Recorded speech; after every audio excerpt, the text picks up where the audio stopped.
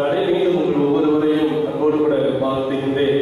கர்த்தராகிய இயேசு கிறிஸ்துவினுடைய முதலாம் வருகையை நாம் அனுசரிக்கின்றோம். இந்த உலகத்திலே அநேக இயேசு கிறிஸ்துவின் பண்டிகையை அனுசரிக்க வேண்டாம் என்று சொன்னவர்கள் எல்லாம் இப்பொழுது இயேசு கிறிஸ்துவின் பண்டிகையை அனுசரிக்க தொடங்கிவிட்டார்கள். அநேக சுயாதீன திருச்சபைகள் பண்டிகைகள் கிறிஸ்தவ வாழ்க்கையினுடைய பாவத்தின் அடையாளம் என்று சொல்லி வந்தார்கள். இந்த நாட்களிலே கிறிஸ்தவர்கள் யாவரும் சேர்ந்து கிறிஸ்துவின் பிறப்பை கொண்டாடி கொண்டிருக்கின்றோம். உண்மையா இல்லையா? ஒரு காலத்துல பண்டிகை என்று நீங்கள் கிளம்பி வந்தால் ஒரு கூட்ட ஜனங்கள் உங்களை மிகுந்த பாவம் செய்ததை போலவே பார்க்கும். கிறிஸ்தவத்தில் எப்படி கொண்டாட்டங்கள் இருக்கலாம் என்று சொல்லி அவர்கள் நம்மை குறித்து ஏளனமாக பார்த்தார்கள். ஆனால் நாமாவது 4 மணிக்கு ஆராதனை வைக்கிறோம்.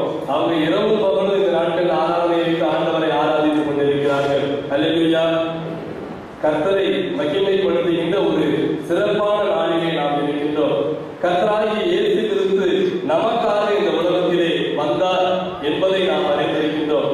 கர்த்தர் யாருக்காக இந்த உலகத்தில் வந்தார் என்று சொல்லி நான் கேட்பேன் என்றால் நமக்காக வந்தார் என்று சொல்லி நாம் எல்லோரும் நிச்சயமா சொல்லுவோம். அப்படித்தானே? ஆனால் ஆண்டவர் குறிப்பிட்ட காரியம் எனக்காக வந்தார் என்று சொல்லி அதோ ஆண்டவரை சொந்தம் கொண்டாடுகின்ற ஜனம் தேவை என்பதுதான். கர்த்தராகிய இயேசு கிறிஸ்து யாருக்காக வந்தார்? யாருக்காக வந்தார்? எனக்காக வந்தார். அப்படித்தானே? எனக்காக வந்தார். நான் பாவியா இருந்தேன். நான் இருளின் ஆதிக்கத்திலே இருந்தேன். என் வாழ்க்கை வெள்ளநிலத்து காணப்பட்டது. நான் வாழ்க்கையிலே பலவிதமான பாடுகளையும் துயரத்தையும் அடைந்து கொண்டிருந்தேன். என் வாழ்க்கையிலே குற்ற மனசாட்சியினாலே நான் கூடி குறுகி போயிருந்தேன்.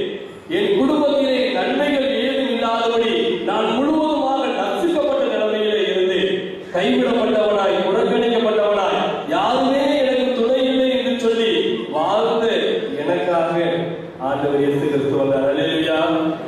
உண்மையா இல்லையா? ஆண்டவர் இயேசு கிறிஸ்து ஒருவரே நமக்கு உற்ற துணையாளராக இருக்கின்றார். இந்த இயேசு கிறிஸ்து இந்த உலகத்தில் வந்த சம்பவத்தை நான் இந்த நாளிலே உங்களோடு கூட பகிர்ந்து கொள்ள விரும்புகின்றேன். இந்த இயேசு கிறிஸ்து எப்படிப்பட்டவராக இந்த உலகத்தில் வந்தார் என்கின்ற செய்தியை மத்தேயுவும் லூக்காவும் சிறப்பான முறையிலே பதிவு செய்திருக்கிறார்கள்.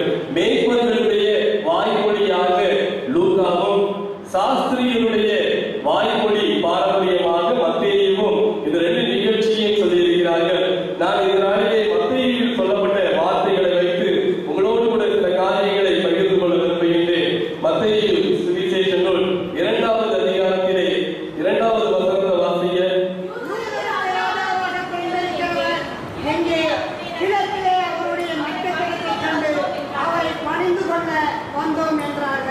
இங்கே வேதத்திலே ஒரு வார்த்தை சொல்லப்பட்டிருக்கிறது.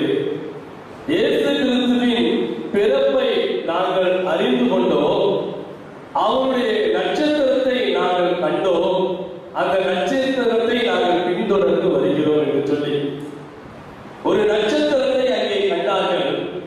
அந்த நட்சத்திரத்தை பின்தொடர்ந்தார்கள். கிழக்கிலிருந்து ஆண்டவரை அறியாத தேசத்திலிருந்து புறப்பட்டு வந்த அசுத்தமானவர்கள் என்று சொல்லி யூதர்களால் புறக்கணிக்கப்பட்ட தேசங்களிலிருந்து புறப்பட்டு வந்த ஜனங்களை இந்த நட்சத்திரம் வழி நடத்தியது. இன்றைக்கு ஆண்டவர் உங்களையும் என்னையும் நட்சத்திரங்களாக இந்த உலகத்திலே வைத்திருக்கின்றார். அல்லேலூயா. சொல்லப்பட்டிருக்கிறது அவருடைய நட்சத்திரம் அப்படின்னு ரொம்ப ஸ்பெசிபிக்கா, ரொம்ப சிறப்பாக சுட்டி சொல்லப்பட்டிருக்கிறது. அவருடைய நட்சத்திரம். இந்த பண்டிகை காலங்களிலே கர்த்தர் உங்களையும் என்னையும் தம்முடைய நட்சத்திரமாக மாற வேண்டும் என்று சொல்லி விரும்புகின்றார்.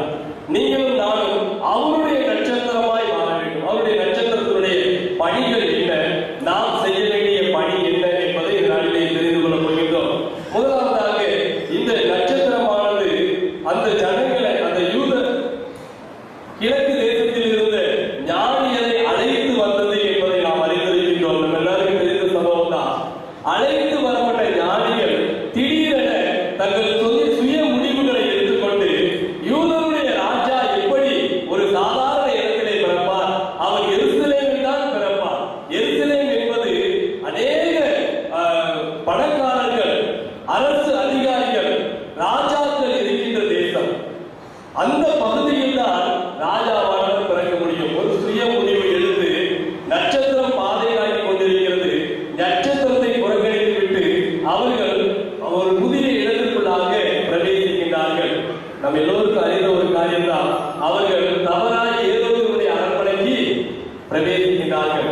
ஏரோதுடைய அரண்மனையில் பிரவேசித்து இயேசு கிறிஸ்துவை தேடுகிறார்கள். இயேசு கிறிஸ்து அங்கே இல்லை. இயேசு கிறிஸ்து இல்லை என்கிற செய்தியை கேட்டவுடன் அவர்கள் மீண்டும் புறப்பட்டு வருகிறார்கள். நம்ம எல்லோருக்கும் தெரிந்த நிகழ்ச்சி தான். அவர்கள் வெளியில் வந்தவுடனே அவருடைய நட்சத்திரம் முதலாவது செய்த பணி அவர்களுக்காக அந்த நட்சத்திரம் காத்திருந்தது. அல்லேலூயா. நீங்க யோசித்து பாருங்க, இந்த உலகத்துல நம்மை புறக்கணித்து போனவர்களுக்காகவும் காத்திருக்க முடியுமா? நாம் ஒருவருக்கு வழிகாட்டி கொண்டிருப்போம். நம்ம குடும்பத்தில் நம்மை நட்சத்திரமாக வைத்திருப்பார்கள். நம்முடைய உறவுகள் மத்தியிலே நம்மை நட்சத்திரமாக வைத்திருப்பார்கள். நம்முடைய திருச்சபையிலே நம்மை ஒரு நட்சத்திரமாக வைத்திருப்பார்கள். அநேகருக்கு வழிகாட்டி கொண்டு வந்திருப்போம். திடீரென அவர்கள் சுய முடிவுகளை எடுத்து அவர்கள் விருப்பம் போல சில திசைகளுக்கு அழைத்து செல்வார்கள். அவர்கள் மீண்டும் வழி தெரியாத முடிக்கும் போது, வழி தெரியாமல் அவர்கள் திகைக்கும் போது நட்சத்திரம் செய்கின்ற முதல் பணி என்னவென்றால் அவர்களுக்காக காத்திருந்து அவர்களுக்கு வழிகாட்டுகின்றது. நானா இருக்கிறேன் என்ன பண்ணியிருப்பேன் அப்படின்னா, என்னை புறக்கணிச்சுட்டு போனீங்க, உனக்கு நான் வழிகாட்ட மாட்டேன்னு நான் வீட்டில் போய் தூங்கியிருப்பேன். ஆனால் கர்த்தருடைய நட்சத்திரம், நீ பார்த்தீங்கன்னா அவருடைய நட்சத்திரம் என்று சொல்லப்பட்டிருக்கிறது. அவருடைய நட்சத்திரம் என்ன செய்யும் என்றால், என்னதான் புறக்கணிப்பு நமக்கு இருந்தாலும் அந்த புறக்கணிப்புகள் எல்லாவற்றையும் நாம் ஒதுக்கி வைத்து விட்டு கர்த்தர் நமக்கு என்ன காரியத்தை கற்றுக் கொடுத்திருக்கிறாரோ அந்த காரியத்தை நாம் செய்வதற்காக இருப்போம். இந்த உலக வாழ்க்கையில நம்மை சூழ்ந்திருக்கின்றவர்கள், நம்முடமான நன்மை பெற்றவர்கள் நம்மை புறக்கணிக்கலாம். அவர்கள் வேறு திசைக்கு நேராக செல்லலாம். நாம் வழிகாட்டி கொண்டிருந்தோம், அவர்கள் இன்னொரு திசைக்கு நேராக செல்லலாம். ஆனால் நாம் காத்திருக்கிறோமா? புறக்கணித்தவர்களை நாம் புறக்கணித்து விடுகின்றோம். நாம் புறக்கணிக்கிறவர்களுக்காக காத்திருக்க ஆண்டவரால் ஏற்படுத்தப்பட்ட நட்சத்திரம் அநேக ஜனங்களை ஆண்டுடைய சன்னிதானத்திலே வரவழைப்பதற்காக அவமானங்களையும் நிந்தைகளையும் தாங்கிக் கொள்ளும்படியாக ஆண்டவரால் ஏற்படுத்த நட்சத்திரம் நீங்களும் நானும். இயேசு கிறிஸ்து பிறந்த காலங்களிலே மரியாள் நிந்தையை அனுபவித்தார். இயேசு கிறிஸ்து பிறந்த சமயங்களிலே யோசேப்பும் நிந்தையை அனுபவித்தார். எண்ணி பாருங்கள், நிந்தையை அனுபவித்தாலும் புறக்கணிப்பை ஏற்றுக்கொண்டு நாம் கர்த்தருடைய பணி செய்வதற்காக இந்த உலகத்திலே அழைக்கப்பட்டவர்கள் நீங்களும் நானும். இயேசு கிறிஸ்துவுக்காக உண்டாக்கப்பட்ட, இயேசு கிறிஸ்துவின் வழியிலே ஜனங்களை நடத்துவதற்காக கடவுளால் உண்டாக்கப்பட்ட நட்சத்திரங்கள். நீங்களும் நட்சத்திரமா இல்லையா? நீங்களும் நட்சத்திரமா? நட்சத்திரமா இருக்கு அழைக்கப்படும். ரொம்ப பேருக்கு பிடிக்கும் இல்லையா? இந்த உலகத்துல நிறைய பேர் உச்ச நட்சத்திரம், உயர்ந்த நட்சத்திரம் எல்லாம் இருக்கிறாங்க. உண்மையான நட்சத்திரம் நீங்களும் நானும் தான். ஏன்னா நமக்கு தான் தெரியும் இயேசு கிறிஸ்து எங்க இருக்கிறாரு. அல்லேலூயா. அந்த நட்சத்திரத்துக்கு தெரியும், ஆனா சுத்தி அதை பின்தொடர்ற ஜனங்களுக்கு தெரியாது. ஆனால் அழைத்து செல்கின்ற நட்சத்திரத்துக்கு தெரியும். உங்களுக்கு எனக்கு தான் தெரியும். நம்ம தான் உங்களுக்கு வழிகாட்டணும். வேற யாரும் உங்களுக்கு வழிகாட்ட முடியவே முடியாது. நீங்களும் நானும் தான் உங்களுக்கு வழிகாட்ட முடியும். இந்த நட்சத்திரம் காத்து இருந்தது. ஒருவேளை நீங்க எண்ணி பாருங்க, அப்படிப்பட்ட நட்சத்திரமாக புறக்கணிப்பின் மத்தியிலும் நாம் காத்திருக்க அழைக்கப்படுகின்றோம். இரண்டாவது இந்த வசனத்தை வாசியுங்கள். 9வது வசனம்.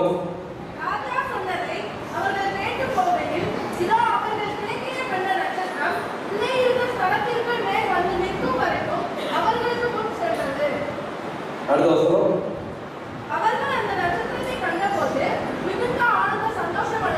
இரண்டாவது சொல்லப்படுகின்றது, நட்சத்திரத்தை காண்பவர்கள் சந்தோஷப்பட வேண்டும். நட்சத்திரம் வழிகாட்ட வேண்டும். புறக்கணிப்பு இருக்கத்தான் செய்யும், நிந்தைகள் அவமானங்கள் நம்முடைய பாதைகளில் இருக்கத்தான் செய்யும். ஆனால் நாம் கிறிஸ்துவுக்காக ஏற்படுத்தப்பட்ட அவருடைய நட்சத்திரம். எனவே நிந்தைகளின் மத்தியிலும் நாம் பாதை காட்ட அழைக்கப்படுகின்றோம். இரண்டாவது, நம்முடைய வாழ்க்கையிலே பிறர் சந்தோஷப்படுகின்ற விதத்திலே நம்முடைய வாழ்க்கை அமைய வேண்டும். நட்சத்திரத்தை கண்டபோது சாஸ்திரிகள் சந்தோஷப்பட்டார்கள். வழி தெரியாமல் இருந்த ஜனங்கள் நட்சத்திரத்தை கண்டபோது சந்தோஷப்பட்டார்கள். உங்களுடைய வாழ்க்கை, என்னுடைய வாழ்க்கை பிறருக்கு சந்தோஷத்தை தருகிறதா என்பதை நாம் எண்ணி பார்க்க அழைக்கப்படுகின்றோம். நாம் பிறருக்கு சந்தோஷத்தை கொடுப்பதற்காக ஆண்டவரால் ஏற்படுத்தப்பட்ட நட்சத்திரம். யாரால சந்தோஷத்தை கொடுக்க முடியும்? வேதத்தில் சொல்லப்பட்ட காரியங்களின் அடிப்படையில் சொல்றேன். யார் ஒருவர் தனக்குள்ள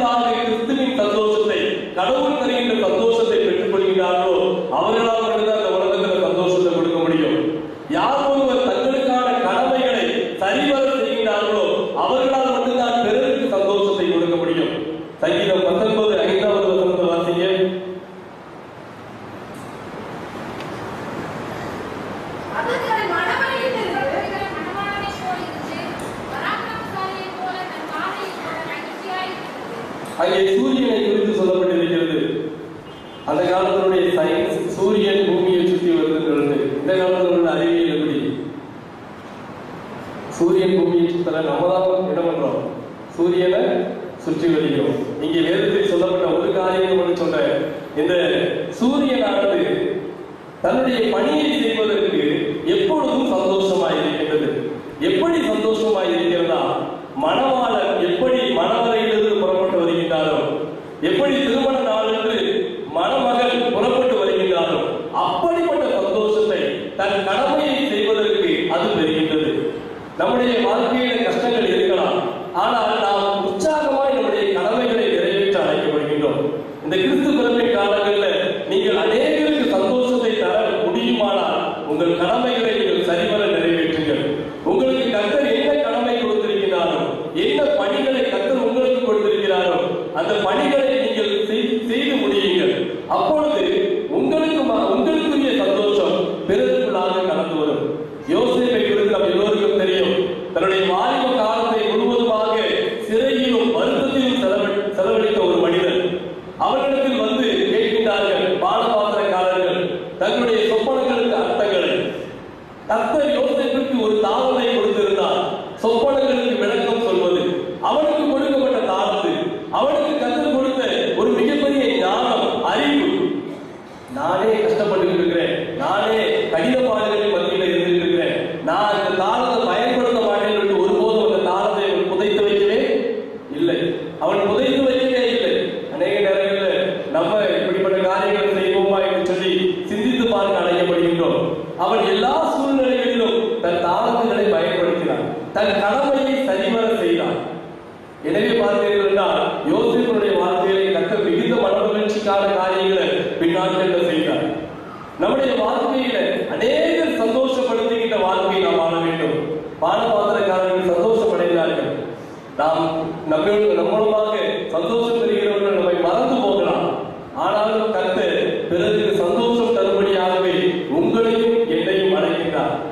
நீங்கள் உங்கள் கடமைகளை சரிவர செய்யும் போது உங்கள் மூலமாக கடவுள் சந்தோஷப்படுகின்றார். அப்படிதான் வேதம் சொல்லுகிறது. உண்மையும் உத்தமமான ஊழியக்காரனே, கொஞ்சத்திலே உண்மையாக இருந்தால் அநேகத்தின் மீது அதிபதியாக இருப்பேன். அடுத்து உன் எஜமானுடைய சந்தோஷத்திற்குள் பிரவேசி. நீங்கள் உங்களை மாத்திரமே சந்தோஷப்படுத்திக் கொள்கிறவர்கள் அல்ல, நீங்கள் கர்த்தருடைய சந்தோஷத்தை உங்களுக்குள்ளாக பெற்றுக் கொள்ளும் போது உங்கள் கடமைகளை செய்வீர்கள். உங்கள் கடமைகளை செய்யும் போது உங்களை பார்க்கிற ஜனங்கள் எல்லோரும் சந்தோஷப்படுவார்கள். உங்களை பார்க்கிற ஜனங்கள் மாத்திரமல்ல, நம்முடைய கர்த்தரும் உங்களை கண்டு சந்தோஷப்படுவார். உன் எஜமானுடைய சந்தோஷத்திற்குள்ளாக நீ பிரவேசி என்று சொல்வார். இந்த பண்டிகை காலத்தில் ஆண்டவர் உங்களுக்கு தர இரண்டாவது செய்தி, நீங்கள் நட்சத்திரத்தை போல அநேகருக்கு சந்தோஷத்தை தாருங்கள். மூன்றாவது ஆண்டவர் நமக்கு தருகின்ற ஒரு செய்தி 12வது வசனத்தை வாசிங்க.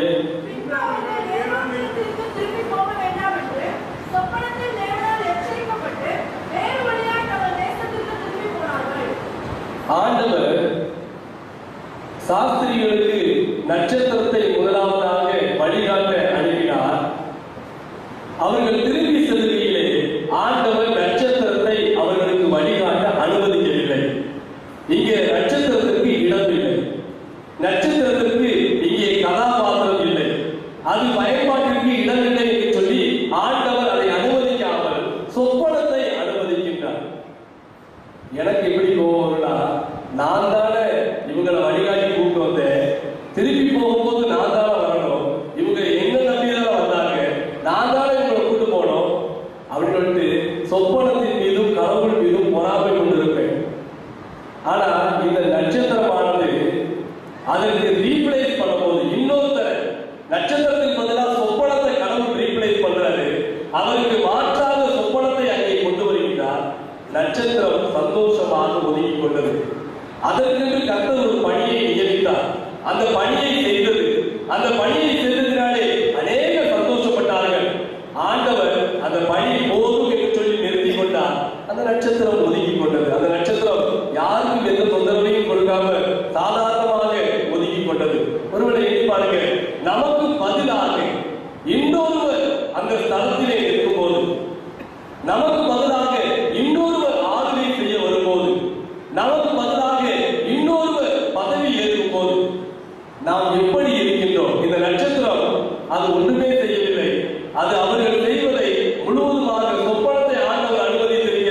சொப்பனத்திற்கு இடம் கொடுத்து விட்டு நட்சத்திரம் ஒதுக்கிவிட்டது. இந்த பண்டிகை காலத்தில் ஆண்டவர் நட்சத்திரத்தின் மூலமாக கொடுக்கின்ற செய்தி இவைதான். நீங்கள் அவருடைய நட்சத்திரமாய் இருக்கிறீர்கள். அநேகர் வழி திசை மாறி அழைக்கிறார்கள். அவர்களை ஆண்டவர் பக்கமாக அழைத்து செல்ல வேண்டும். அப்படி வருகின்றவர்கள் உங்களை புறக்கணிப்பார்கள்.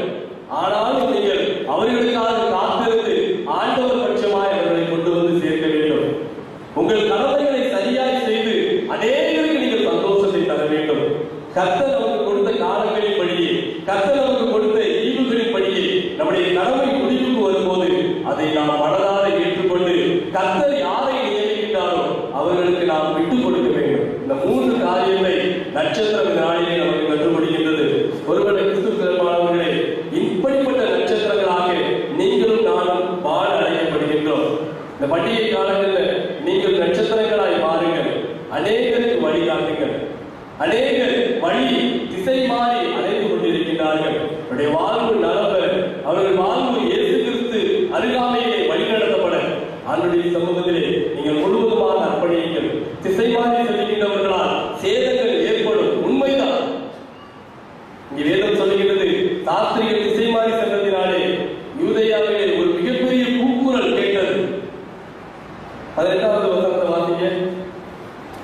மத்தேயு 2:17-18.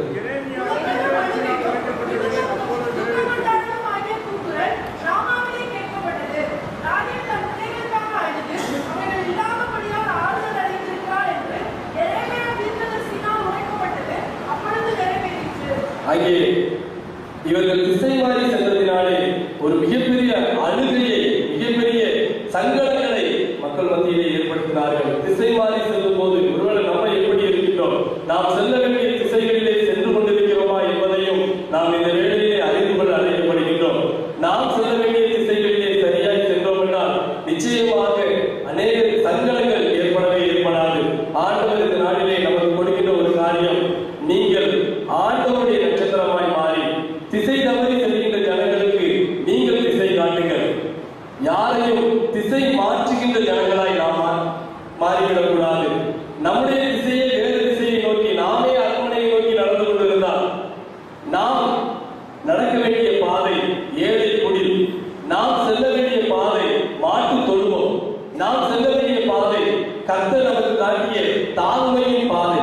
அதை விட்டுவிட்டு ஆடம்பரங்களை நோக்கி நாம் சென்று கொண்டிருந்தோம் என்றால் நாம் அநேகருடைய அறிவுக்கு நாம் கணக்கு கொடுக்க வேண்டியிருக்கும். அப்படியாக அல்லாமல் அந்த நட்சத்திரம் எப்படி சரியாக வழி நடத்தியதோ அவ்விதமாக நீங்கள் வாருங்கள். கிறிஸ்து பிறப்பின் காலங்களிலே கர்த்தர் உங்களை நட்சத்திரங்களாய் மாற்ற விரும்புகின்றார். அப்படிப்பட்ட நட்சத்திரங்களாய் நீங்கள் வாழ்ந்து கர்த்தருக்கு மகிமையாக, கர்த்தருக்கு பயனுள்ள வகையிலே அநேகரை அவருடைய பக்கத்திலே அழைத்து வாருங்கள். கர்த்தர் உங்கள் ஒவ்வொருவரையும் ஆசீர்வதிப்பாராக. கர்த்தர் தாமே இந்த பண்டிகை காலம் முழுவதும் உங்கள் ஜீவனுக்கும் உங்கள் ஆத்மாவிற்கும் நல்ல பாதுகாவலையும் பலனையும் தந்து உங்கள் சரீரத்தையும் ஆத்மாவையும் பாதுகாப்பாராக. ஆமென்.